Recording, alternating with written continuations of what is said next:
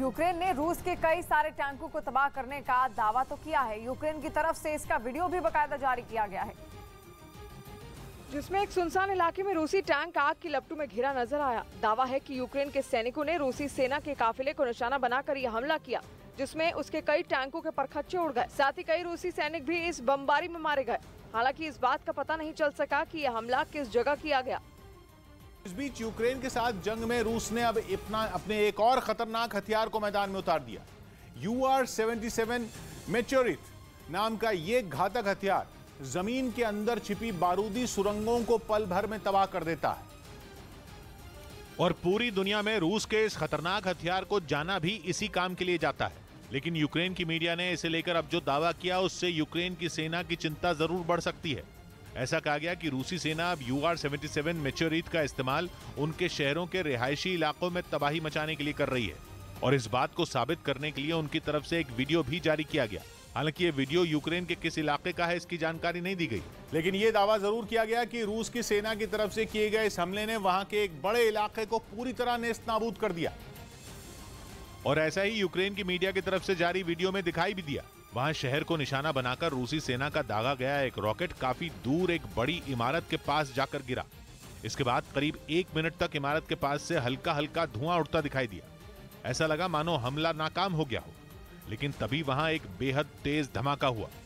आग का एक बड़ा गोला उठा और इमारत के परखचे उड़ गए। धमाके के बाद वो पूरी जगह धुएं से ढक गई। बताया गया कि सिर्फ उस इमारत ही नहीं बल्कि उसके पास की दूसरी कई बिल्डिंगों को भी हमले में नुकसान पहुंचा। क्योंकि रूस का UR-77 मेचोरिथ किसी एक खास जगह को ही निशाना नहीं बनाता, बल्कि इसके हमले के दायरे में जो भी आता है वो पूरी तरह तबाह हो जाता है। और ऐसा इसलिए क्योंकि ये सिर्फ एक बम या रॉकेट से वार नहीं करता, ये अपने दुश्मनों को एक ऐसे पाइप के जरिए ठिकाने लगाता है जिसके अंदर कई किलो विस्फोटक भरा होता है। रॉकेट तो बस विस्फोटकों से भरे उस पाइप को टारगेट तक ले जाने का काम करता है, जबकि पाइप के दूसरे सिरे से एक तार जुड़ा होता है जो उसे लॉन्चर से जोड़े रखता है। इसके बाद जैसे ही रॉकेट दागा जाता है, विस्फोटक से भरा पाइप एक बड़े से फंदे जैसा दिखाई देने लगता है। उसके टारगेट पर गिरते ही लॉन्चर पीछे की तरफ जाता है, जिससे तार खींचता है और फिर निशाने पर भयानक धमाका हो जाता है। रूस के इस हथियार से हुई तबाही का अंदाजा इसी बात से लगाया जा सकता है कि जहां भी इसका इस्तेमाल होता है वहां 300 फीट के दायरे में सब कुछ मलबे में बदल जाता है। और केंद्र सरकार ने 16 यूट्यूब चैनलों को ब्लॉक कर दिया है। सूचना और प्रसारण मंत्रालय ने राष्ट्रीय सुरक्षा, विदेशी संबंधों और सार्वजनिक व्यवस्था से संबंधित दुष्प्रचार फैलाने वाले 16 यूट्यूब चैनलों को ब्लॉक कर दिया है। इन 16 यूट्यूब चैनलों में से 10 भारतीय और 6 पाकिस्तान से संचालित हो रहे थे। इन चैनलों पर 68 करोड़ से ज्यादा सब्सक्राइबर थे।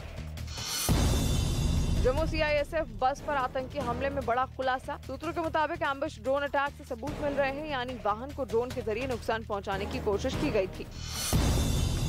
बिहार में औरंगाबाद गया सीमा के सागरपुर के जंगल में ID बम ब्लास्ट, एक ग्रामीण की मौत। सुरक्षा बलों को नुकसान पहुंचाने के लिए बिछाया गया था जाल। पुलिस और CRPF का सर्च ऑपरेशन जारी।